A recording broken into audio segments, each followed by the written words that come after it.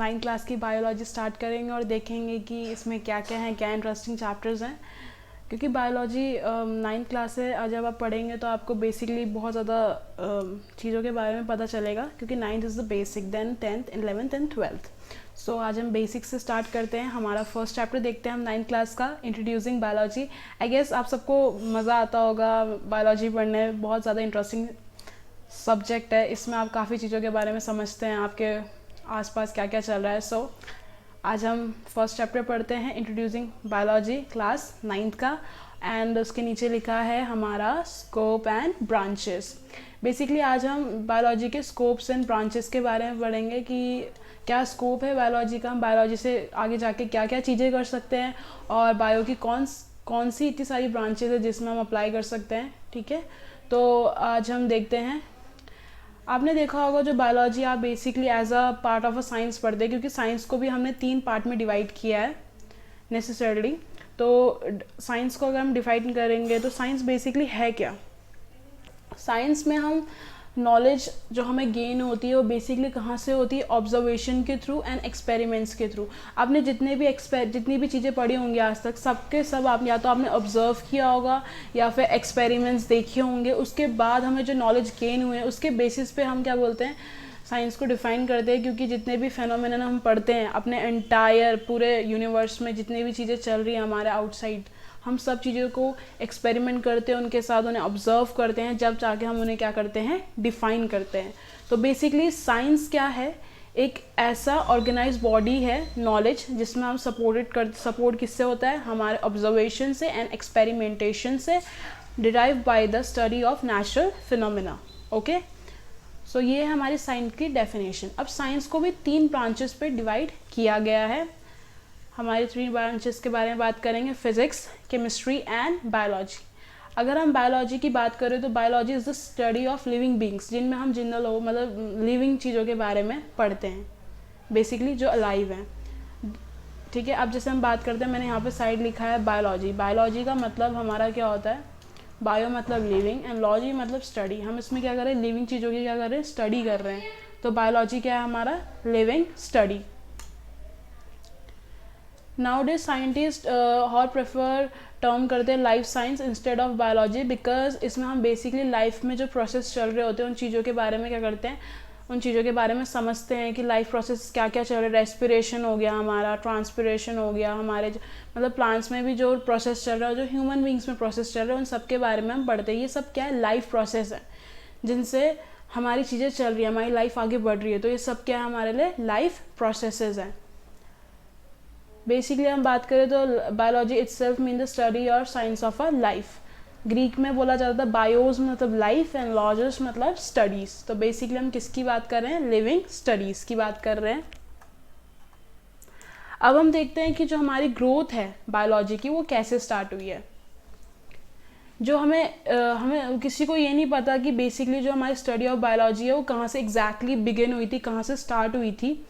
जो हमारे जो प्रिमिटिव मैन थे, जो पुराने हमारे जो एंसेस्टर रहे होंगे, जो जंगल्स में रहते थे, केव्स में रहते थे, उनने क्या किया, फूड कलेक्ट किया फ्रॉम नेचुरल वेजिटेशन, और उन्होंने क्या करा, वाइल्ड एनिमल्स को मारा कि जिससे वो क्या कर सकें, अपना खाना ले सकें। ठीक है, पहले के ज़माने में लोग जो थे वो मतलब ऐसे रहते थे, फायर्स आपने सुना होगा, जैसे जो आदि लोग रहते थे वो क्या करते थे, फायर उससे भी जलाते थे, स्टोन्स को रब करके। स्पार्कल्स के बारे में आपने पढ़ा होगा। फिर उन्हें क्या करना था, हंटिंग करते थे वो अपने लिए खाना करने के लिए। उनने वो वेजिटेशन, वो चीज़ें ग्रो करवाई है जो आजकल हम देख पा रहे हैं। जो एंसेस्टर ने जो चीज़ें ग्रो करी हैं वही चीज़ें बायो मतलब जो चल रही हैं आगे तक, वो वही प्लांट्स हैं जो उन्हें ग्रो करवाए, जो उन्हें सबसे आसानी से ग्रो हो गए। जो उन्होंने जितने भी एनिमल्स हैं उन्हें अपने साथ रखा, चाहे वो डॉग्स हो गए, पेट्स के तरह रखा, तो वो एनिमल्स हमारे क्या डोमेस्टिकेटेड एनिमल्स है जिनने उन्हें ऐसे करके रखा है। तो ये बेसिकली हमारे एंसेस्टर से चीज़ें चलती हुई आ रही हैं। तो उन्हें लाइफ के बारे में देखा, हैबिट्स हर एनिमल्स की हैबिट्स अलग होती हैं, वो अलग अलग तरीके से रहते हैं। उनके वेरियस हमने प्लांट्स के बारे में पढ़ा, उनके पार्ट्स के बारे में पढ़ा। तो ये जो हमने जब ये जो सब चीज़ें जब प्रिमिटिव मैन ने ये सब चीज़ें देखी, तो यही हमारा क्या था, it was the beginning of biology. क्योंकि उन लोगों ने ये सब चीज़ें क्या करी, ऑब्जर्व करी, उन्होंने वो चीज़ें उगाई जो जो उनके लिए बेनिफिशियल थी, वो जो उनके लिए बहुत आसान था वो चीज़ें उन्होंने की हैं।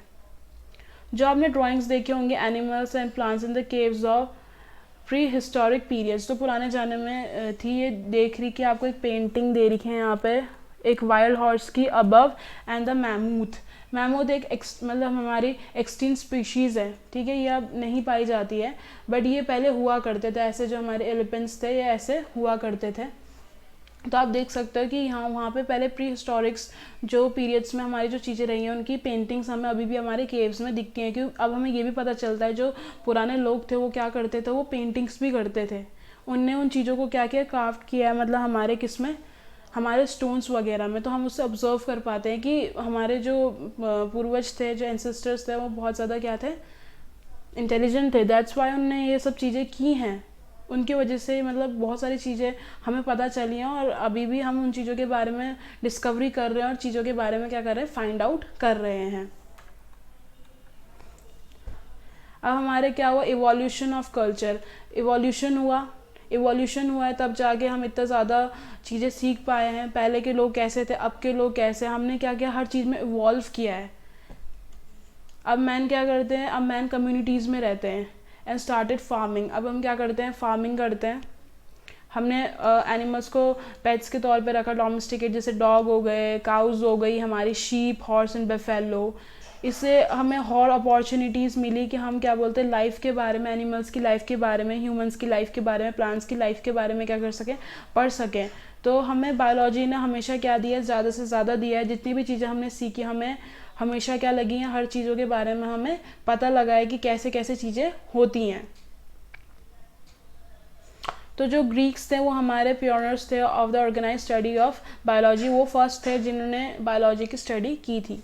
ओके, तो हम सबसे पहले अब बात कर रहे हैं अरिस्टोटल, जो हमारे सबसे फर्स्ट पर्सन थे जिन्होंने एनिमल्स के बारे में सफिशिएंट डिटेल निकाली और उन्हें हम फाउंडर ऑफ बायोलॉजी कहते हैं। अरिस्टोटल के बारे में आपने सुना होगा, वही हमारे क्या हैं, फाउंडर ऑफ बायोलॉजी हैं। फिर थियोप्रेस्टस हैं जिनने हमारे प्लांट्स के बारे में स्टडी किया और उन्हें फादर ऑफ बॉटनी कहा जाता है। जब हम ना प्लांट्स की स्टडी करते हैं तो उसे हम बॉटनी कहते हैं, क्योंकि बायो भी दो टर्म्स में डिवाइड होती है। बायो को भी हम डिवाइड करते हैं, यहाँ देखिए, एक होती है बॉटनी और एक होती है जूलॉजी। ओके, इसमें हम बॉटनी में बेसिकली हम प्लांट्स के बारे में पढ़ते हैं और इसमें हम क्या बोलते हैं, एनिमल्स के बारे में पढ़ते हैं। ओके, तो बायो को भी दो टर्म्स में हम डिवाइड करते हैं, ठीक है। तो ये है बॉटनी एंड जूलॉजी।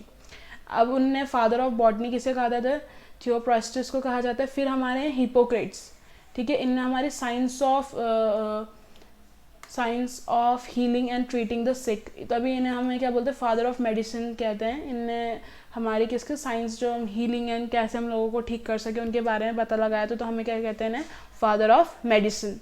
अब जो बायोलॉजी है वो हमारे एशियन इंडिया में कब जाके हुई थी, 2500 BC टू 650 BC।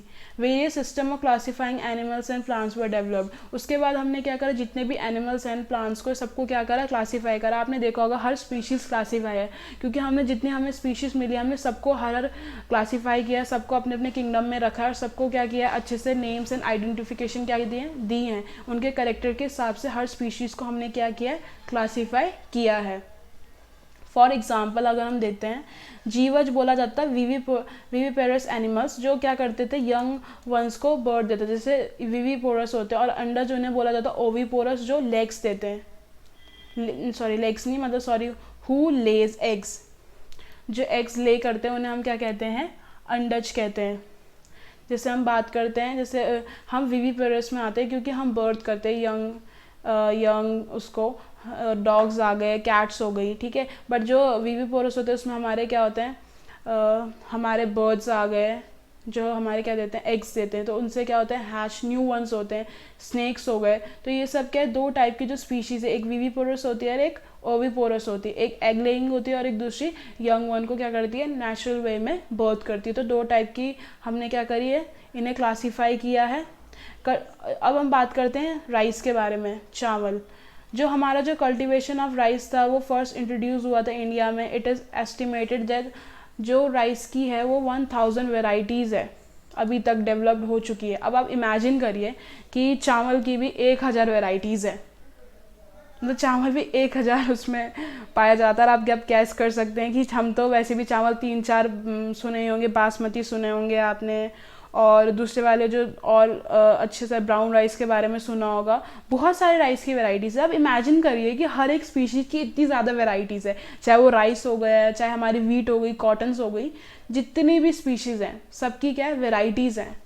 तो अब इमेजिन करें यार, मतलब कभी कभी माइंड एक्सप्लोड हो जाता है इतनी सारी चीज़ें देखने के बाद कि मतलब इतनी वैरायटीज़ हैं। और हम बात करते हैं, जब हमारा अब हम बात करते हैं कि माइक्रोस्कोप के बारे में, जो माइक्रोस्कोपिक वर्ल्ड है जो हमने अभी तक देखा नहीं है। जब हमारा 16th सेंचुरी में जो माइक्रोस्कोप डेवलप हुआ था, इन्वेंशन हुआ था, तो हमें क्या हुआ, अब हमें छोटे छोटे जो माइन्यूट हमारे एनिमल्स हैं और प्लांट्स हैं वो भी ह्यूमन नॉलेज में आए। जब हमने माइक्रोस्कोप को डिस्कवर का, इन्वेंशन हुआ उस चीज़ का, तब जाके हमें और जो ह्यूमन वर्ल्ड में हमारी और चीज़ें रहती हैं माइन्यूट, जो हम देख नहीं पाते अपनी आँखों से, उन चीज़ों के बारे में भी हमें पता चला। अब इमेजिन कर सकते हैं कि कितनी सारी चीज़ें हैं मतलब जो ह्यूमन वर्ल्ड में, जिन्हें हम देख नहीं पाते बट वो अभी भी क्या है, हमारे आसपास प्रेजेंट है। लाइक आप देखिए, कर्ड के बारे में आपने सुना होगा, कर्ड में इतने ज़्यादा बैक्टीरियाज होते हैं, लैक बैक्टीरिया बोलते हैं, लैक्टोबैसिलस। तो आप सोच सकते हैं कि मतलब कितनी सारी स्पीशीज़, जो कुछ स्पीशीज़ तो ऐसी भी है जो अभी तक फाइंड आउट भी नहीं की है, जो डिस्कवर भी नहीं हुई है। अब आप इमेजिन करिए कि कितनी सारी स्पीशीज़ है, मतलब माइंड एक्सप्लोड हो जाता है। कोई बात नहीं, अब हम आगे बढ़ते हैं। अब हम देखते हैं सेल्स के बारे में। जो बेसिक यूनिट लिविंग थिंग्स है हमारी सेल्स, कंपाउंड माइक्रोस्कोप से हमने उसे देखा गया था। Biology now begin to grow faster. जब हमें सेल के बारे में पता चला तो बायोलॉजी क्या हुई, और ज़्यादा अच्छे से ग्रो करने लग गई। अब हम बात करते हैं 19th सेंचुरी की। 19th सेंचुरी में क्या हुआ था, 19th सेंचुरी में बहुत ज़्यादा डिस्कवरी हुई है हमारी, जर्म्स की हुई हैं, जिसकी वजह से हमें बहुत ज़्यादा थ्योरी ऑफ ऑर्गेनिक इवोल्यूशन के बारे में पता चला, सेल थ्योरी के बारे में पता चला। तो 19th सेंचुरी में बहुत ज़्यादा चीज़ें क्या हुई है, डिस्कवर हुई हैं, जिनके बारे में हमें बहुत सारी चीज़ें पता चली। सेल थ्योरी के बारे में, सेल्स कैसे डेवलप होते हैं उनके बारे में चला पता, ऑर्गेनिक इवोल्यूशन कैसे हुआ हमारा, मतलब कैसे हम इवॉल्व हुए हैं, कैसे थे हम पहले और अब कैसे हो गए हैं, सब कुछ के बारे में हमें डिस्कवरी। और ये सब हम किस में पढ़ते हैं, सिर्फ बायो में पढ़ते हैं, क्योंकि बायो ही एक ऐसा सब्जेक्ट है जिससे हमें हर चीज़ के बारे में नॉलेज मिलती है कि ह्यूमन बींग्स कैसे हुए, लिविंग सेल्स क्या होते हैं, हमारे सराउंडिंग में इतने सारे जो चीज़ें हो रही हैं वो कैसे हो रही हैं। अब हम बात करते हैं 20th सेंचुरी की। 20th सेंचुरी में क्या हुआ, हमने और ज़्यादा जो हमारी जो नेचर में इतनी ज़्यादा मिस्ट्रीज़ हैं उनके बारे में हमें पता चला, और हमारे बहुत ज़्यादा इनोवेशन हुए मेडिसिन्स में एंड एग्रीकल्चर में। मेडिसिन्स में हुई और एग्रीकल्चर में, और हमारा जो बायोलॉजी है उसकी बहुत ज़्यादा फील्ड है हर जगह। जैसे तुमने वाइटामिन्स के बारे में सुना होगा, हार्मोन्स होते हैं, जेनेटिक इंजीनियरिंग, एंटीबायोटिक्स। वाइटामिन्स तो हमें वाले बहुत ज़रूरी होते हैं। हार्मोन्स के बारे में भी आप पढ़ेंगे 10th क्लास में कि हमारी बॉडी में हर चीज़ को फंक्शन परफॉर्म करने के लिए हार्मोन ज़रूरी होता है। जेनेटिक्स के बारे में आई गेस आपको पता होगा कि जीन्स हमारे लिए कितने ज़्यादा इंपॉर्टेंट होते हैं, और जब हम जीन्स को भी ऑल्टर कर देते हैं, मतलब अगर हम जीन्स का जो डीएनए सीक्वेंस अगर हम उसे चेंज कर सकते हैं और उसे लेके कुछ और चीज़ें का डेवलप कर सकते हैं, तो उसे हम क्या कहते हैं, जेनेटिक इंजीनियरिंग कहते हैं। एंटीबायोटिक्स के बारे में बात करें, एंटीबायोटिक्स जो हम खाते हैं मेडिसिन के तौर पे, जो हमारी इम्यून सिस्टम बना के रखती है, बायोटिक्स। उसके बाद कैंसर रिसर्च, कैंसर जो इतने डेडली डिजीज़ है उसके बारे में हमें पता चला है। क्लोनिंग के बारे में पता चला है। क्लोनिंग बेसिकली हम क्या कहते हैं, जब हम किसी चीज़ को क्लोन करते हैं, जैसे आपने सुना होगा जैसे बैक्टीरियाज होते हैं, जब वो डिवाइड होते हैं तो जो उनके डिवाइड होके वो एक जैसी बनाते हैं, मतलब डिवाइड होके जो उनके सेल्स होते हैं वो सिमिलर होते हैं जो फादर्स या मतलब मदर सेल्स के हम बोल सकते हैं। तो इसका मतलब ये, तो वो अपने जैसे क्या बनाते हैं, अपने जैसी स्पीशीज़ बनाते हैं, तो हमें कहते हैं क्लोन्स। पर ह्यूमंस में ऐसा नहीं होता, ह्यूमंस क्लोन्स नहीं बनाते हैं। हमारे अगर बेबी बॉर्न होता है तो जो उसकी सिमिलैरिटीज़ जो होती हैं वो मॉम डैड पे जाती हैं, बट ऐसा नहीं होता कि बिल्कुल अपने पापा पे गया, बिल्कुल अपनी मॉम पे गया, ऐसा नहीं होता कि उसके सब फीचर्स मैच कर रहे होते हैं, हर चीज़, पूरी हरकत से लेके सब कुछ, ऐसा नहीं होता। तो उसे हम कहते हैं क्लोनिंग। उसके बाद कहते हैं हम स्टेम सेल रिसर्च।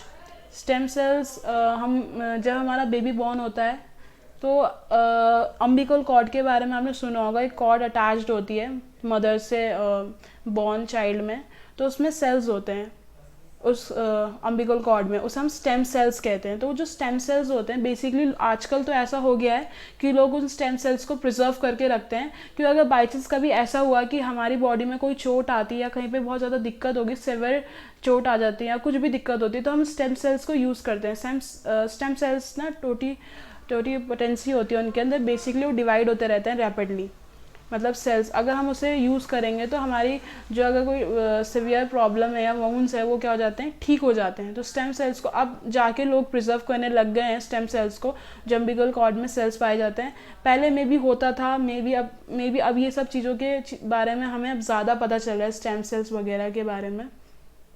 उसके बाद ऑर्गन ट्रांसप्लांट के बारे में, कि हम ना ऑर्गन किसी को भी डोनेट कर सकते हैं। वो आजकल बहुत चल रहा है कि लोग अपना ऑर्गन डोनेट कर सकते हैं अगर किसी को दिक्कत है। यही बहुत अच्छी बात है कि हम अब हम किसी की जान बचा रहे हैं ऑर्गन डोनेट करके।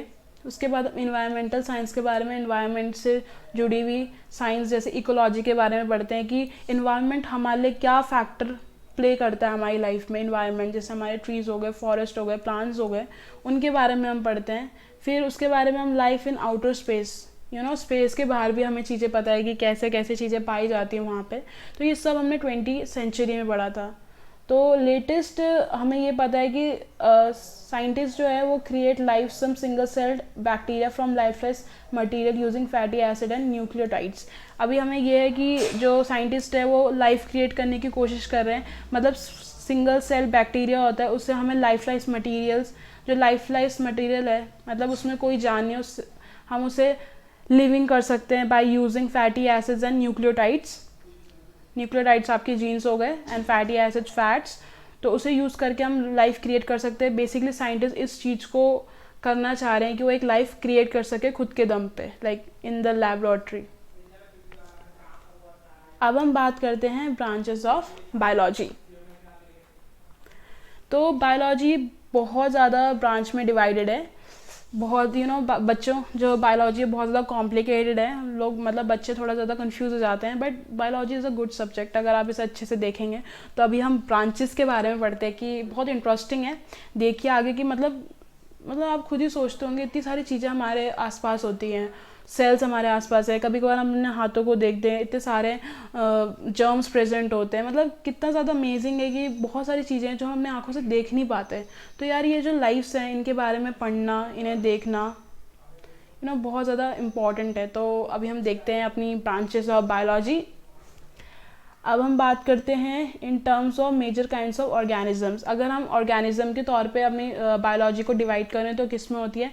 फर्स्ट है हमारा बॉटनी, मैंने आपको बताया था, स्टडी ऑफ प्लांट्स, जिसमें हम प्लांट्स के बारे में पढ़ते हैं। देन नेक्स्ट है जूलॉजी, जिसमें हम एनिमल्स के बारे में पढ़ते हैं। एंड देन है ह्यूमन बायोलॉजी। ह्यूमन बायोलॉजी में हम study of a human being करते हैं एज अ लिविंग ऑर्गेनिजम्स, और उसकी रिलेशन अदर ऑर्गेनिजम्स के साथ कैसी है उसमें हम क्या करते हैं, ह्यूमन बायोलॉजी करते हैं। दूसरी बात हमें study of man and human society comes under anthropology. अगर हम मैन के और उसकी ह्यूमन सोसाइटी के बारे में पढ़ेंगे तो उसे हम क्या बोलते हैं, एंथ्रोपोलॉजी कहते हैं। एंथ्रोपोस मतलब होता है मैन एंड लॉजी मतलब होता है हमारी स्टडीज़। तो ये हमारे किस बेसिस पे, काइंड ऑफ ऑर्गेनिज्म के बेस पे हमारी ब्रांचेस डिवाइडेड है। देन नेक्स्ट है इन स्पेशल ग्रुप ऑफ ऑर्गेनिज्म। अगर हम ऑर्गेनिज्म को स्पेशल ग्रुप्स में रखते हैं तो उस बेसिस पे हमारी बायोलॉजी डिवाइडेड है। जैसे फर्स्ट है बैक्टीरियोलॉजी।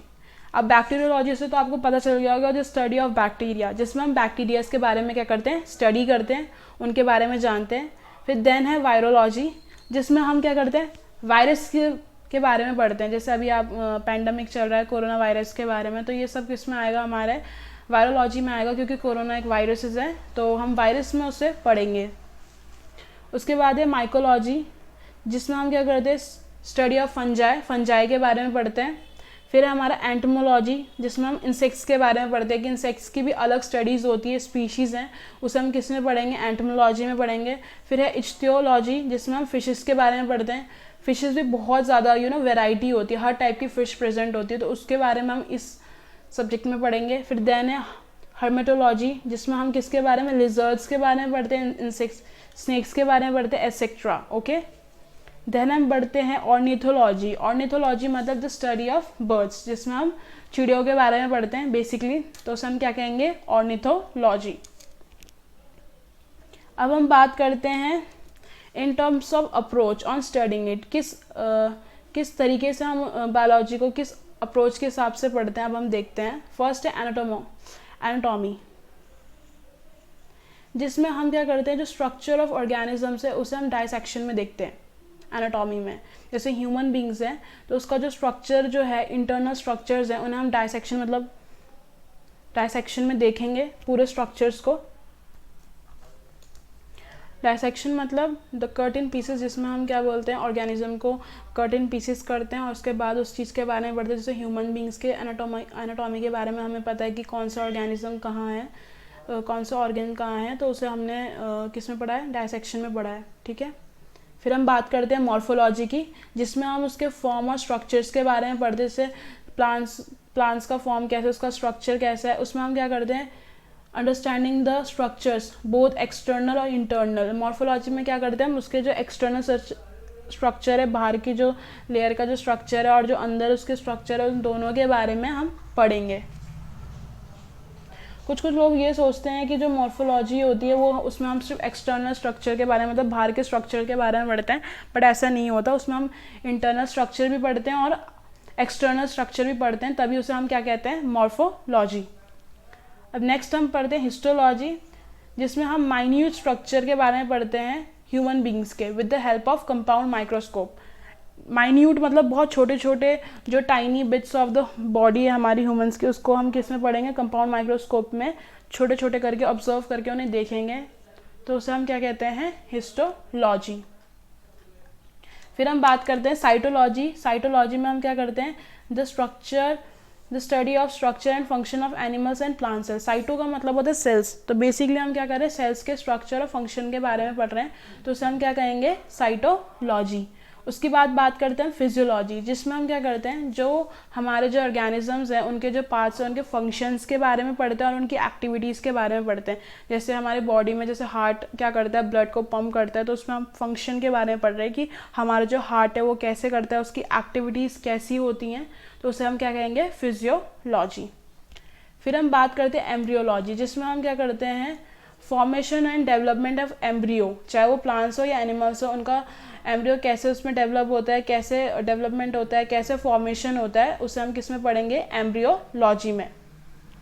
फिर हम बात करते हैं टेक्सोनॉमी का मतलब है the science of naming, grouping and classifying, मतलब जिसमें हम क्या करते हैं, जो ऑर्गेनिज्म है उन्हें नेम करते हैं, उन्हें ग्रुप करते हैं, अलग अलग ग्रुप्स में डालते हैं, फिर उन्हें क्लासीफाई करते हैं, तो इसे हम क्या कहते हैं, टेक्सोनॉमी। इसे हम सिस्टमैटिक्स भी कहते हैं, ओके। फिर हम बात करते हैं इकोलॉजी की। इकोलॉजी का मतलब है relationship of an organism to both its living and its non living environment, जिसमें हम क्या करते हैं, ऑर्गेनिज्म के बारे में उसका रिलेशनशिप देखते हैं कि लिविंग में कैसा है और नॉन लिविंग में कैसा है, उसे हम क्या कहते हैं, इकोलॉजी। तो बच्चों यहाँ तक आपने देखा होगा कितनी सारी मतलब ब्रांचेस है बायोलॉजी की, कितनी ज़्यादा हैं, बट सब बहुत ज़्यादा इजी हैं, आप देख रहे होंगे, बहुत ज़्यादा कॉमन है। सेल की स्टडी साइटोलॉजी हो गई, फंक्शन की स्टडी करते फिजियोलॉजी हो गई, तो बेसिकली बहुत सिंपल है।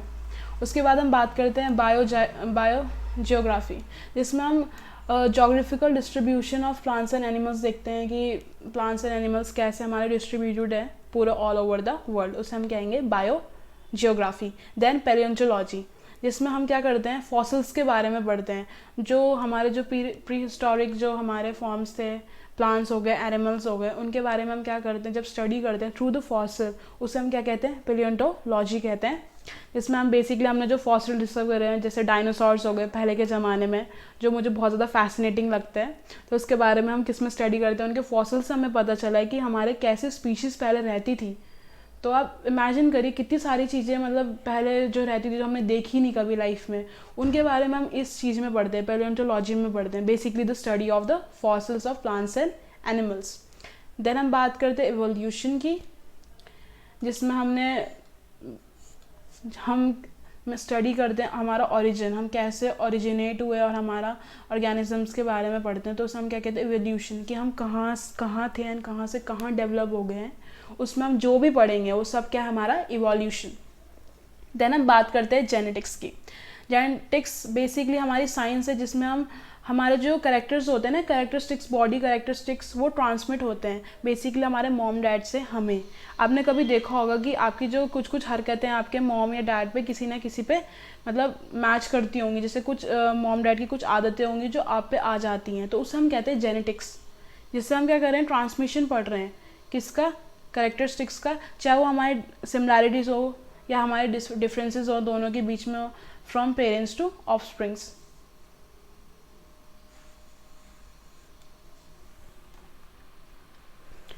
अब यहाँ पे क्या बोलते हैं, एक स्टोरी दे रखी है, my beauty and your intelligence, जिसमें एक बहुत ज़्यादा यंग चार्मिंग लड़की थी जो हमारे बहुत ज़्यादा ग्रेट लिटरेचर है बर्नार्ड शॉ के बारे में आई थी, with the proposal of marrying him so that the जो चाइल्ड है तो वो ब्यूटीफुल हो लाइक उस गर्ल के तरह, और इंटेलिजेंट हो लाइक बर्नार्ड शॉ की तरह। बेसिकली उसने ऐसा क्यों बोला, क्योंकि जो गर्ल थी वो बहुत ज़्यादा खूबसूरत थी। बर्नार्ड शॉ एक बहुत अच्छे ऑथर हैं, इसकी बुक्स के बारे में आप शायद आगे जाके पढ़ो।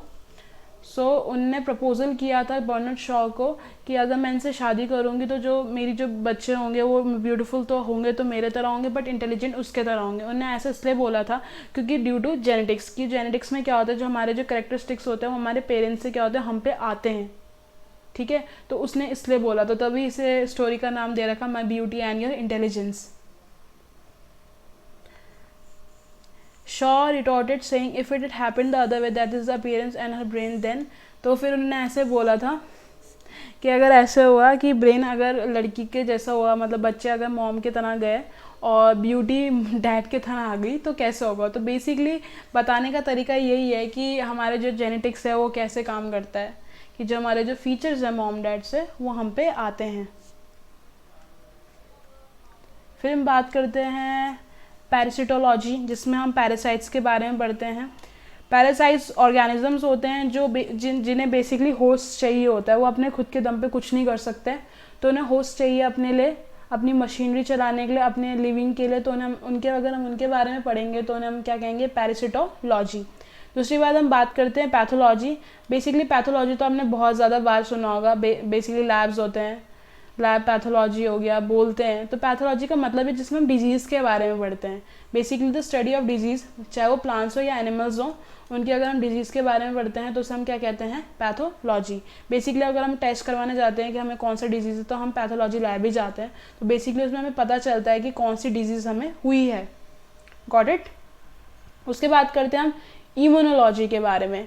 इम्यूनोलॉजी, इम्यून सिस्टम्स हमारी बॉडी में होता है। इम्यूनिटी के बारे में तो बेसिकली आपको इस पेंडेमिक में पूरा पता ही चल गया होगा कि इम्यून सिस्टम क्या होता है हमारा।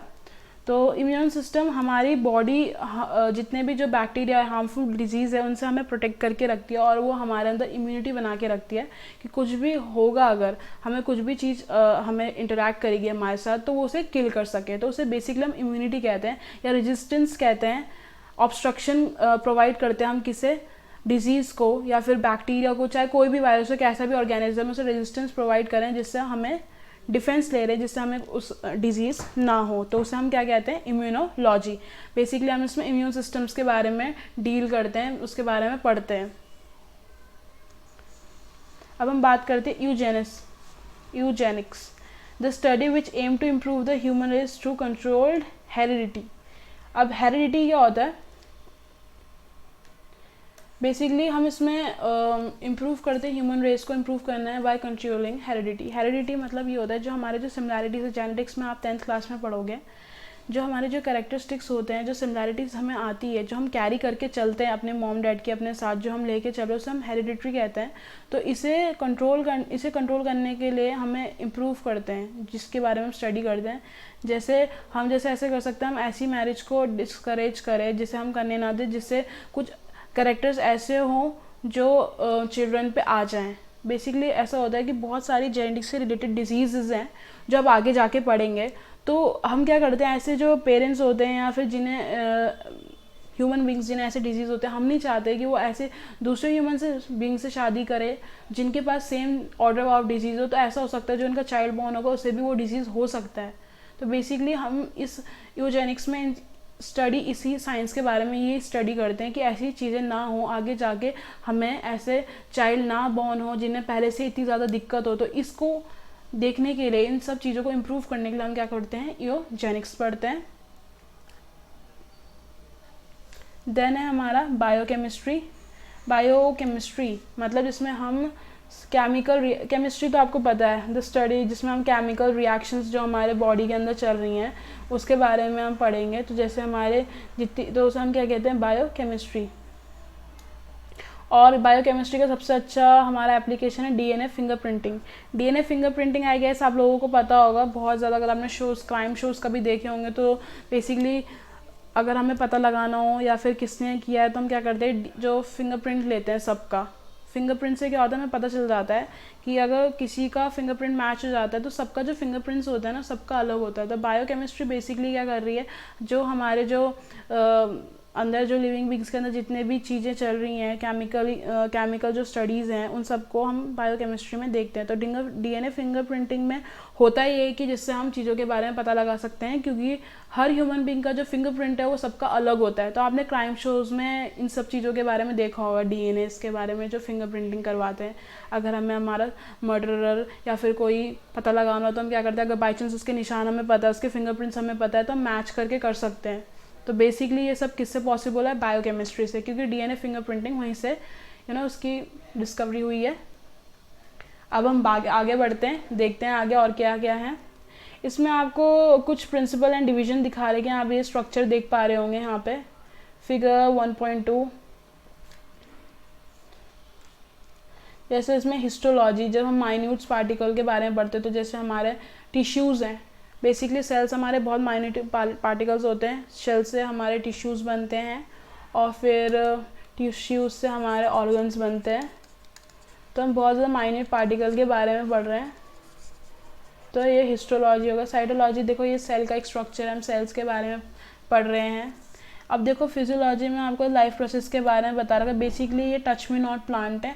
आपने एक प्लांट देखा होगा, मिमोसा पुडिका कहते हैं उसे, अगर बाई चांस छुई मुई भी कहते हैं। बेसिकली अगर आप उसके पत्तों पे हाथ लगा देते हैं तो वो उसकी जितनी भी जो लीव्स हैं वो क्या हो जाती हैं, शट डाउन हो जाती है, मतलब गिर जाती है, मतलब गिरना इन द सेंस विल्ड, मतलब टूट नहीं जाती है बट ये हो जाती है, क्लोज हो जाती हैं। तो उसे हम क्या कहते हैं, उसके लाइफ प्रोसेस के बारे में पढ़ते हैं। उसमें एक मूवमेंट होता है, ये स्टिमुलस के हिसाब से चलता है, ये आप आगे जाके पढ़ेंगे। तो ये हमारा क्या है, टच मी नॉट प्लांट का दिखा रहा है कि उसमें कैसा प्रोसेस चल रहा है लाइफ का। ओके, देन हमारा एम्ब्रियोलॉजी, इसमें हमने डेवलपमेंट दिखा रखा है एम्ब्रियो का, ये दिख रहा है आपको एम्ब्रियोलॉजी डेवलपमेंट। फिर ये पेरेंटोलॉजी है जिसमें हमने एक फॉसिल का स्ट्रक्चर दिखा रखा है, ये फॉसिल है एक हमारा।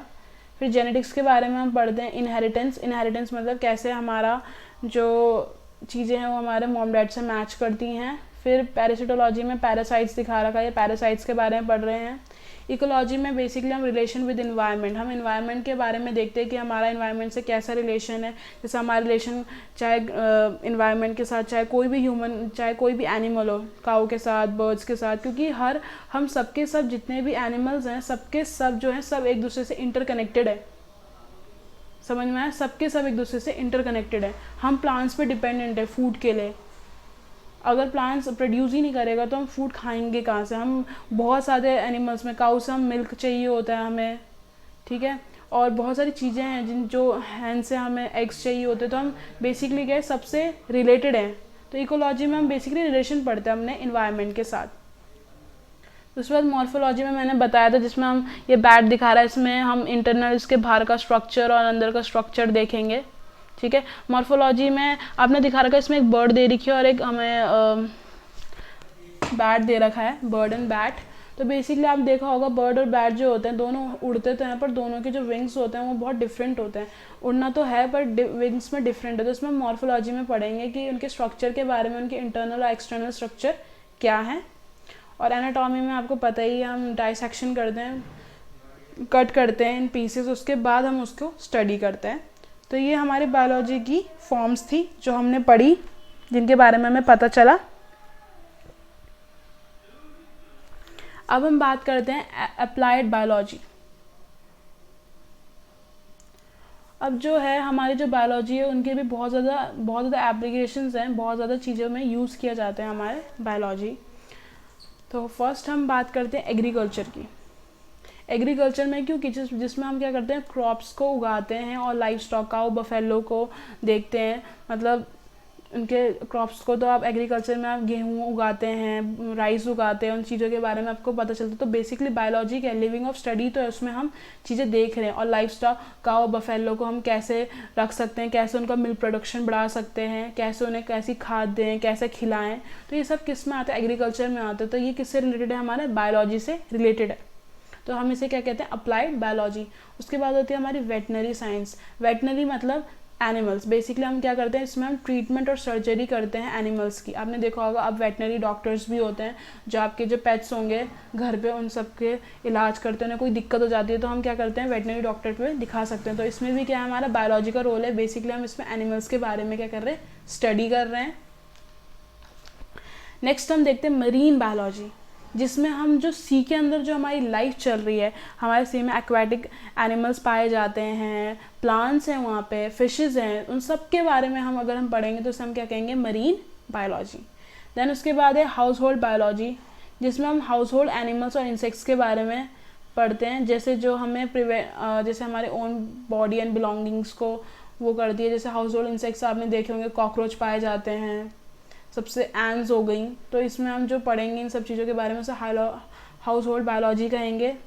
जिससे हम अगर हम पढ़ेंगे तो हम डैमेज नहीं करवा सकते। आपने देखा होगा जैसे हम कभी कभार दीमक लग जाती है हमारे स्टफ्स में, हमारे वुडन चेयर्स वगैरह में, तो इन सब चीज़ों के बारे में हमारे जो बिलोंगिंग्स हमारे उसे डैमेज ना हो सके, तो इसके लिए हाउस होल्ड बायोलॉजी है। देन है हॉर्टिकल्चर। हॉर्टिकल्चर बेसिकली हमारी आर्ट ऑफ ग्रोइंग फ्रूट्स, जिसमें हम फ्रूट्स, वेजिटेबल्स एंड फ्लावर्स और ऑर्नामेंटल प्लांट्स उगाते हैं, जिसमें हम ये सब चीज़ों के बारे में देखते हैं। फ्रूट्स के बारे में देखते हैं, वेजिटेबल्स हो गए, फ्लावर्स हो गया, बहुत ऑर्नामेंटल बहुत इंपॉर्टेंट जो प्लांट्स होते हैं उनके बारे में, उसमें हम किस में पढ़ते हैं, हॉर्टिकल्चर में पढ़ते हैं। फिर नेक्स्ट है सेरीकल्चर, जिसमें हम क्या करते हैं, सिल्क के बारे में देखते हैं। जैसे आपने सुना होगा सेरीकल्चर बेसिकली सिल्क वॉर्म से हमें सिल्क मिलता है, तो उसकी अगर हम स्टडी करेंगे तो हम किस में करेंगे, सेरीकल्चर में। फिर नेक्स्ट है हमारा pisciculture, the technique of growing fish. पिसी मतलब होता है हमारी फ़िश, जिसमें हम क्या बोलते हैं, फ़िश को ग्रो करवाते हैं, तो उनके बारे में टेक्निक्स के बारे में देखेंगे तो हम उसे क्या कहेंगे, पिसीकल्चर। देन है हमारा मॉलिक्यूलर बायोलॉजी, जिसमें हम क्या करेंगे, बायोलॉजिकल इवेंट्स पढ़ेंगे in term of molecules in the cells. अब सेल्स में जो मॉलिक्यूल्स हैं उनके बारे में हम पढ़ेंगे कि वो कैसी चीज़ें चल रही हैं उनके अंदर, सेल्स के अंदर क्या क्या प्रोसेसेस होते हैं, तो उसे हम क्या कहेंगे, मॉलिक्यूलर बायोलॉजी। फिर हमारा बायोटेक्नोलॉजी, ये आजकल बहुत ज़्यादा चल रहा है बायोटेक के बारे में, जिसमें हम क्या करते हैं, लिविंग सेल्स होते हैं और ऑर्गेनिजम्स होते हैं, उनका हम यूज़ करते हैं इंडस्ट्री में और टेक्नोलॉजी में। जैसे हमारे सेल्स हो गए, माइक्रो ऑर्गेनिज्म का हम यूज़ कर रहे हैं। जैसे हम क्या करते हैं, जैसे बायोगैस प्रोडक्शन करवाते हैं। बायोगैस मतलब हमारी जो बायोगैस होती है उसका प्रोडक्शन करवाते हैं, माइक्रो ऑर्गेनिज्म के थ्रू हमारी गैस प्रोड्यूस होती है। उसके बाद फूड प्रोसेसिंग करवाते हैं। फिर जेनेटिक इंजीनियरिंग में भी हमारे माइक्रो ऑर्गेनिजम्स यूज़ होते हैं। एंटीबायोटिक्स प्रोडक्शन भी हमारे माइक्रो ऑर्गेनिज्म यूज़ होते हैं।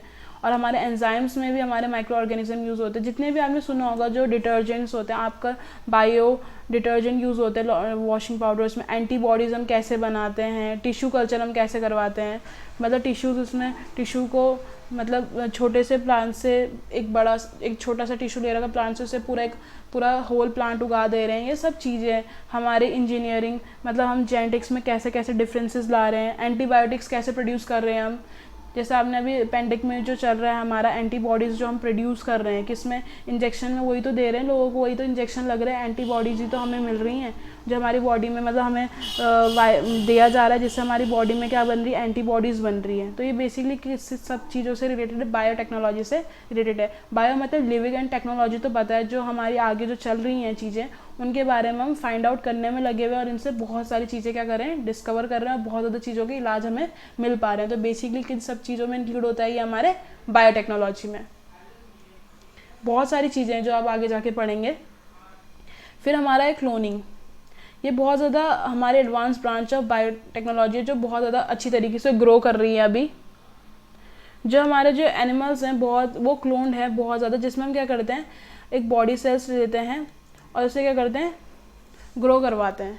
Without the involvement of the male sperms. उसमें हम क्या कर रहे हैं, मेल स्पर्म नहीं ले रहे हैं, बट हम क्या कर रहे हैं, सिर्फ एक सेल ले रहे हैं और उसे क्या कर रहे हैं, डिवाइड करवा दे रहे हैं, ग्रो करवा रहे हैं, जिससे हम पूरा एक ऑर्गेनिज्म बना दे रहे हैं। तो उसे हम क्या कहते हैं, क्लोनिंग कहते हैं, जिसमें हम क्या कर रहे हैं, अपने जो क्रॉप्स को हैं उन्हें मॉडिफाई कर रहे हैं और उनकी क्वालिटी को अच्छा कर रहे हैं। हम बेसिकली सेल्स ले रहे हैं, मैंने अभी टिश्यू कल्चर बताया था आपको, उसमें हम क्या करते हैं, एपिकल सेल्स लेते हैं। एपिकल मतलब टॉप के जो सेल्स होते हैं, एपिकल मतलब टॉप, उसके हम सेल्स काटते हैं, स्टेम्स के थोड़े सेल्स लेते हैं, उसके बाद उन्हें एक पूरा लेबोरेटरी में कल्चर पूरा देते हैं, पूरा इन्वायरमेंट देते हैं जिसमें वो क्या करें, ग्रो कर सके।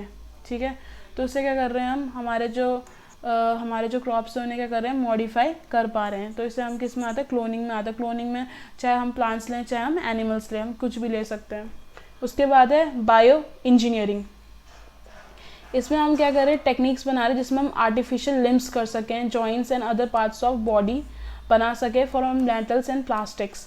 बेसिकली आपने सुना होगा आर्टिफिशियल लिम्स के बारे में। लिम्स बेसिकली हमारे हैंड हो सकते हैं या फिर हमारे फुट, जिसे कोई लोग आपने देखे होंगे जिनके हाथ काम नहीं करते हैं, हाथ नहीं होते, तो हम उसे आर्टिफिशियली प्लास्टिक या मेटल्स की चीज़ें हाथ लगा सकते हैं जिन्हें वो यूज़ कर सकें। तो ये सब हमारे किस में आता है, बायो इंजीनियरिंग में आता है। इसमें हम और भी चीज़ें कर सकते हैं, हम क्रॉप्स को अच्छी तरीके से मॉडिफाई कर सकते हैं और उनकी फूड क्वालिटी भी बढ़ा सकते हैं। बायो इंजीनियरिंग में बेसिकली हम आर्टिफिशियल्स तो एनिमल्स के कर सकते हैं, ह्यूमन बींग से कर सकते हैं, और बाकी जो है हम मॉडिफाई कर सकते हैं अपने क्रॉप्स को उनकी क्वालिटी बढ़ाने के लिए। फिर आता है हमारा न्यूक्लियर बायोलॉजी, जिसमें हम क्या करते हैं, study the effects of. Nuclear biology में हम बेसिकली रेडियो एक्टिविटी जो होती है उसके बारे में पढ़ते हैं। जैसे आपने सुना होगा, जैसे हिरोशिमा नागासाकी में जापान में जब बॉम्ब गिरा था तो वो रेडियो एक्टिव बॉम्ब था, तो उससे बहुत ज़्यादा अभी भी वहाँ पे क्या होती है, मतलब जो लोग वहाँ पैदा होते हैं तो उन्हें थोड़ी सी क्या होती है, उन पर इफ़ेक्ट्स हुआ है, क्योंकि जो हमारे जो रेडियो एक्टिव मटीरियल्स हैं, जो एलिमेंट्स होते हैं, उनसे क्या होता है, हमारी ह्यूमन बॉडी में फ़र्क पड़ जाता है। तो वहाँ पे अभी भी लोग होते हैं कि उन्हें डिफॉर्मिटीज़ है, उनकी वजह से उन्हें दिक्कत है उन सब चीज़ों से, जो वहाँ पे पहले वहाँ अटैक हुआ था। तो इसमें हम क्या करते हैं, जो रेडियो एक्टिविटी से जो हमारे आसपास जो इफ़ेक्ट्स हो रहे हैं उनके बारे में हम स्टडी करते हैं। जैसे एक्सरे के बारे में आपने सुना होगा, वो भी उससे भी हमें बॉडी में बहुत ज़्यादा दिक्कत हो जाती है अगर हम ज़्यादा हमारी बॉडी एक्सपोजर है एक्सरे में। ठीक है, तो ये सब चीज़ें हैं जो हम पढ़ते हैं। देन हमारा स्पेस बायोलॉजी, जिसमें हम क्या करते हैं, हमारी जो आउटर स्पेस में लाइफ है उनके सर्वाइवल्स के बारे में पढ़ते हैं, तो वो कैसे सर्वाइव करेंगी, तो उसे हम क्या कहेंगे, स्पेस बायोलॉजी। देन है एक्सो बायोलॉजी, ये न्यू है, हमारी न्यूएस्ट साइंस है, जिसमें हम क्या करते हैं, हम यूनिवर्स में जो भी अगर हमें साइन ऑफ लाइफ मिल रहे हैं, अगर हमारे अलावा भी कोई और स्पीशीज़ है, मतलब अर्थ में के अलावा कोई और स्पीशीज़ है किसी प्लैनेट में, उस चीज़ के बारे में अगर हम पढ़ते हैं तो उसे हम किसे क्या कहते हैं, एक्सो बायोलॉजी। देन हम बात करते हैं जेनोमिक्स के बारे में, द स्टडी ऑफ जेनोमिक्स, जिसमें हम हर एक पर्सन के क्या करते हैं, एक नॉर्मल ह्यूमन बीइंग या कोई भी एक ऑर्गेनिज्म लेते हैं, उसमें उसके पूरे डीएनए सीक्वेंस के बारे में अगर हम स्टडी करते हैं तो उसे हम क्या कहते हैं, जेनोमिक्स कहते हैं। और जीनोम का मतलब क्या होता है, the entire DNA sequence of an organism, चाहे कोई भी ऑर्गेनिज्म हो, हम ह्यूमन बींग्स हो, उसके पूरे एंटायर डीएनए सीक्वेंस के बारे में अगर हम बात कर रहे हैं तो उसे हम क्या कहेंगे, जीनोम कहेंगे। देन बायो इन्फॉर्मेटिक्स, जिसमें हम क्या करते हैं, एनालिसिस करते हैं जो बायोलॉजिकल हमारी जो इन्फॉर्मेशन है स्टोर्ड है डाटा बेसिस में। जितने भी आप इमेजिन करिए, इतनी सारी चीज़ें हमारे आसपास हैं और हम उन चीज़ों के बारे में इन्फॉर्मेशन कलेक्ट करने में लगे हुए हैं, तो इन चीज़ों को भी तो कहीं स्टोर करके रखना पड़ेगा, कहाँ रखते हैं, कैसे रखते हैं इन सब चीज़ों को, तो उसमें हम मैनेजमेंट करते हैं, तो उसे हम क्या कहते हैं, बायो इन्फॉर्मेटिक्स। देन हम बात करते हैं बायोमेट्रिक्स, जिसमें हम वेरिफिकेशन करते हैं पर्सन का बाय सर्टेन बॉडी फीचर्स, जैसे उसका या तो फिर हम पैटर्न ऑफ आइरिस से देख सकते हैं हमारी जो आईज़ में, या फिर उसके कैरेक्टरिस्टिक्स के बारे में देख सकते हैं। बायोमेट्रिक्स आपने देखा होगा कि बहुत ज़्यादा जो यूनिवर्सिटी हो, बहुत ज़्यादा जगह पे बायोमेट्रिक्स यूज़ होता है कि हम अपने फिंगरप्रिंट देते हैं तभी हमें एंट्री मिलती है। तो इसमें हम क्या करते हैं, इसमें बायोमेट्रिक्स का मतलब ही ये है जिसमें हम पर्सन को वेरीफाई कर रहे हैं उसके खुद के फीचर्स देख के, चाहे उसका थंब हो या फिर उसके फिंगरप्रिंट्स हो या उसकी आईज़ हो या उसके कैरेक्टरिस्टिक्स हो, तो उसे हम क्या कहेंगे, बायोमेट्रिक्स। अब हम बात करते हैं स्टडी ऑफ बायोलॉजी ने हमने बायोलॉजी ने हमें कितना ज़्यादा हमारे रास्ते आसान कर दिए हैं। अब उसके बारे में पढ़ेंगे। पहला है एप्रिसिएशन ऑफ नेचर। हमारे वर्ल्ड में बहुत ज़्यादा प्लांट्स एंड एनिमल्स प्रेजेंट है और उनकी स्पीशीज़ बहुत ज़्यादा है। और दूसरी बात ये है कि आप खुद ही इमेजिन कर लीजिए कि आज मतलब हर जगह इतनी ज़्यादा चीज़ें हैं जिनके बारे में एक्सप्लोर करते हैं हम अपनी, और इनकी इतनी ज़्यादा वैरायटीज़ हैं। तो बायोलॉजी ने हमें हर चीज़ के बारे में जानने का मौका दिया है, जिसमें हम पूरी छोटी सेल्स के बारे में, बेसिक यूनिट्स के बारे में पढ़ रहे हैं, हर चीज़ के बारे में पढ़ रहे हैं। तो बेसिकली बायोलॉजी ने हमारा जो रास्ता क्या है बहुत ज़्यादा क्या कर दिया, आसान कर दिया है, जिसमें हम हर चीज़ के बारे में स्टडी कर रहे हैं, हर चीज़ के बारे में जान रहे हैं। हमारे आसपास कितनी स्पीशीज़ है उनके बारे में हमें क्या है, नॉलेज है। कीपिंग हेल्थिंग करने में भी बहुत ज़्यादा इंपॉर्टेंट है, क्योंकि बायोलॉजी से हमें बहुत सारी डिजीज़ के बारे में पता चला है कि कौन कौन सी डिजीज़ हैं और कैसे जर्म्स जो हैं हमारे स्प्रेड होते हैं, कैसे कैसे एजेंट्स होते हैं हमारे इंसेक्ट्स, विंड एंड वाटर के थ्रू हमारे जो होते हैं जर्म्स स्प्रेड होते हैं। तो इससे हमने क्या किया, अपनी पूरी नॉलेज इन सब चीज़ों के बारे में हमें पता चली और हम अपनी केयर कर रहे हैं। इस पेंडेमिक में जो चल रहा है हमारा कोरोना वायरस का, इसमें भी आपने बहुत सारी चीज़ें देखी होंगी, हमें पता चली हैं, बहुत सारी वेज पता चले हैं। तो अगर हमें बायोलॉजी के बारे में नहीं पता होता तो हमें इलाज, इंजेक्शन भी कैसे बनता, उससे बचने के तरीके हमें कैसे मिलते हैं, जो सैनिटाइजर्स जो हम यूज़ कर रहे हैं कैसे, ये सब चीज़ें जो भी हैं हमारे आसपास, ये सब बायोलॉजी का सब देन है उसकी वजह से हम चीज़ें सीख पा रहे हैं। आपने देखा होगा पेंडेमिक में जो सोशल डिस्टेंसिंग है, आपने इसे ट्राई किया होगा, लोगों से दूर रहे होंगे। तो ये सब हमारे लिए इतना इजी किसने किया, बायोलॉजी ने किया है, क्योंकि हमें उन सब चीज़ों के बारे में पता है। और हमारी बॉडी को हेल्दी रखने में सबसे ज़्यादा रोल जो प्ले करती है वो हमारी क्या है, बायोलॉजी, जिसके बारे में हम अब भी पढ़ रहे हैं। क्योंकि हम अपनी हेल्थ अच्छी तरीके से देख सकते हैं, ध्यान रख सकते हैं, हमें डिजीज़ के बारे में पता है, हम पूरा ढंग से अपनी बॉडी की केयर कर सकते हैं और ज़्यादा लंबा जी सकते हैं। देन हम बात करते हैं हमारे जो नेचुरल रिसोर्सेज हैं उन्हें कंजर्व कर सकते हैं, हम उन्हें बचा सकते हैं। जैसे जो हमारे जो बायोलॉजी ने है उसने इकोलॉजी मैंने आपको बताया था, जिसमें हम इंटरडिपेंडेंस पढ़ते हैं प्लांट्स एंड एनिमल्स। बेसिकली हम प्लांट्स में डिपेंडेंट है, प्लांट्स हम पे डिपेंडेंट है। तो ये सब बायोलॉजी ने हमें इन सब चीज़ों के बारे में बताया। तो इससे हमें क्या है, हम डेंजर पता लगा सकते हैं, क्योंकि हमें पता है अगर हम बाई चांस बहुत ज़्यादा डिफॉरेस्टेशन करेंगे, मतलब ट्रीज़ को कट करते रहेंगे, तो एक टाइम ऐसा आ जाएगा कि हमारे लिए बहुत दिक्कत हो जाएगी, क्योंकि हमारे लिए प्लांट्स होना बहुत ज़्यादा ज़रूरी है। बेसिकली प्लांट्स हमें ऑक्सीजन प्रोवाइड करते हैं, प्लांट्स से हमें फूड मिलता है, ट्रीज़ हमें इतनी सारी चीज़ें देते हैं, रेनफॉल में हमारी हेल्प करते हैं। तो ये सब चीज़ें जो हमें हैं, इन्हें कंजर्व करने के लिए अगर हम स्टेप उठाएं, हम एफॉरेस्टेशन करें, प्लांट्स उगाएं, तो कितना ज़्यादा अच्छा हो सकता है। तो बायोलॉजी हमें पूरा इंटरडिपेंडेंस बताती है। तो हम क्या कर सकते हैं, स्टेप्स ले सकते हैं कि ऐसी चीज़ें दोबारा ना हो, हम ज़्यादा डिफॉरेस्टेशन ना करें, अपने आसपास की जो सराउंडिंग्स है उनका ध्यान रखें, जिस वजह से हम भी ज़्यादा अच्छा अपनी केयर कर सकते हैं। और आपने देखा ही होगा कि इन्हीं प्लांट्स एंड एनिमल्स से डिके होकर हमें क्या बनाते हैं, पेट्रोलियम, कोल्स, जितनी भी जो इंपॉर्टेंट चीज़ें हैं हमारे लिए, पेट्रोलियम हो गया, गैसेस हो गई, सब हमें कहाँ से मिल रही हैं, प्लांट से ही तो मिल रही है। तो अगर हम उन्हें ढंग से नहीं रख सकते, उनका पूरा मतलब केयर नहीं करेंगे अपनी, और अपने जितने भी जो को फैक्टर्स हमारे चल रहे हैं, तो हम कैसे करेंगे चीज़ें, कैसे हम लिव करेंगे। तो यहाँ पे भी एक बहुत बड़ा क्वेश्चन रेज होता है कि हमें अगर जीना है तो हमारे साथ हर चीज़ हमारे साथ अच्छे तरीके से क्या होनी चाहिए, चलनी चाहिए। दूसरी बात हम बात करते हैं ग्रोइंग मोर फूड। अगर हमें न्यू वेराइटीज़ पता होगी प्लांट्स और न्यू ब्रीड्स पता होंगी कैटल्स की, तो हम क्या कर सकते हैं, अच्छी तरीके से चीज़ें उगा सकते हैं। न्यू वेराइटीज़ पता होंगी प्लांट्स की तो अच्छी तरीके से उनका ख्याल रख सकते हैं। तो इससे क्या होता है, हमारी जो ये सब जो डेवलप हुई हैं, ये सब हमारी जो नॉलेज है बायोलॉजी से हमें मिली है, जिसके बारे में हम क्या कर सकते हैं, अपने प्लांट्स को भी बचा सकते हैं। अगर हमें डिजीज़ पता है प्लांट्स एंड एनिमल्स की और हमें पता है कि वो कैसे ठीक हो सकते हैं, तो हम उनकी पूरी अच्छी तरीके से केयर कर सकते हैं। और जितने भी जो हम एफर्ट्स लगाएंगे, इससे हम क्या कर सकते हैं, अच्छी तरीके से खाना उगा सकते हैं।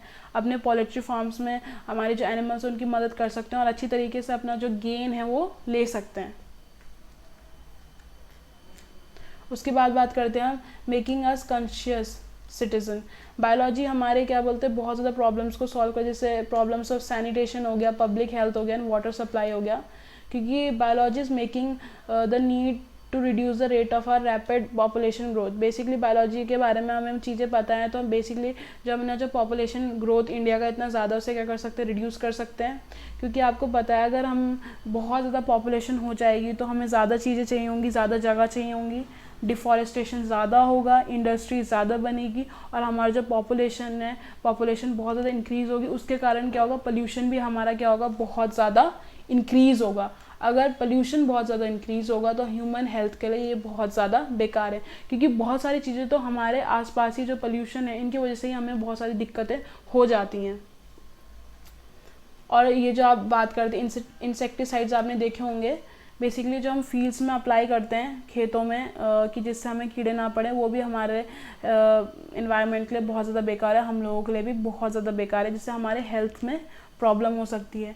तो बायोलॉजी ने हमें इन सब चीज़ें, दिक्कतों के बारे में स्टेप्स लेने के बारे में पता चली, हमें दिक्कत भी पता चली है, तो हम इन्हें अच्छी तरीके से क्योर भी कर सकते हैं अपने खुद के दम पर। फिर हम बात करते हैं biology is certain for certain carriers. Biology बहुत ज़्यादा ओपन है, क्योंकि अगर आप बायोलॉजी के बारे में देखेंगे, पढ़ेंगे, तो बेसिकली मैं आपको बता सकती हूँ, आप अपना डिसाइड कर सकते हैं कि आप क्या बनना चाहते हैं, डॉक्टर बनना चाहते हैं, डेंटिस्ट बनना चाहते हैं, बैक्टीरिया के बारे में इंटरेस्ट है तो आप बैक्टीरियोलॉजिस्ट बन सकते हैं, पैथोलॉजिस्ट, डिजीज़ के बारे में अगर आपको फाइंड करना है तो पैथोलॉजिस्ट हो गया, ड्रगिस्ट जो हमारे जो मेडिसिन है उनके बारे में पढ़ता है, देन हमारे एंटोमोलॉजिस्ट इंसेक्ट्स की जो स्टडी करता है, फॉरेस्टर फॉरेस्ट के बारे में अगर आपको पता है, टीचर्स बन सकते हैं, बहुत सारा स्कोप है। आप बायोलॉजी में अगर हैं तो बहुत ज़्यादा आपके चांसेस, आप बहुत सारी चीज़ें चूज़ कर सकते हैं, क्योंकि ये बहुत ज़्यादा ओपन फील्ड है। क्योंकि आपने अभी देखा, आपने इतनी सारी ब्रांचेस देखी इसमें बायोलॉजी में कि कितनी सारी ब्रांचेस है, तो आप बायोटेक में भी जा सकते हैं, इसमें बहुत ज़्यादा स्कोप है अगर आप देखें तो। मतलब बायोलॉजी में हर चीज़ का स्कोप है, आप चीज़ें देख सकते हैं, ऑब्जर्व कर सकते हैं। आपको बहुत ज़्यादा इंटरेस्ट है अगर पुरानी चीज़ों के बारे में जानने का, तो आप पैलेंटोलॉजी ट्राई कर सकते हैं। अगर आपको डॉक्टर बनना है, लोगों की मदद करनी है, तो बहुत ज़्यादा स्कोप है इसमें। तो बायोलॉजी एक बहुत इम्पॉर्टेंट साइंस है जिसमें आप हर चीज़ के बारे में पढ़ सकते हैं, आपको हर चीज़ के बारे में नॉलेज मिलेगी। इसमें आप क्योर कर सकते हैं, लोगों की मदद कर सकते हैं, अपने इंटरेक्शन जान सकते हैं, तो बहुत इम्पॉर्टेंट है। तो बच्चों, आज हमारा चैप्टर ख़त्म होता हुआ, चैप्टर फर्स्ट यहाँ पे। अब मुझे लगता है आपको अच्छा लगा होगा, मैंने आपको एक्सप्लेन किया है, बेसिकली मैंने आपको हर चीज़ बताई है। तो आप में से अगर कोई बहुत ज़्यादा इंटरेस्टेड है आगे जाके बायो लेने में, या फिर मैं आपको बताना चाहती हूँ बहुत अच्छा स्कोप है इसमें, आप बहुत सारी चीज़ों के बारे में पढ़ सकते हैं अगर आप बहुत ज़्यादा इंटरेस्टिंग हैं इन सब चीज़ों के बारे में, क्योंकि हर चीज़ बेसिक से स्टार्ट होती है। तो अगर आपको बेसिक आता है तो आगे जाके आप बहुत सारी चीज़ें सीख सकते हैं। सो गाइस, यहाँ पे ख़त्म होता हुआ हमारा chapter. Thank you so much, and I guess अगर आपको अच्छा लगता है तो प्लीज़ सब्सक्राइब कीजिए हमारे चैनल को, आई गेस आपको अच्छा लगेगा। Thank you so much guys. तो हमारा चैप्टर यहाँ पे ख़त्म होता हुआ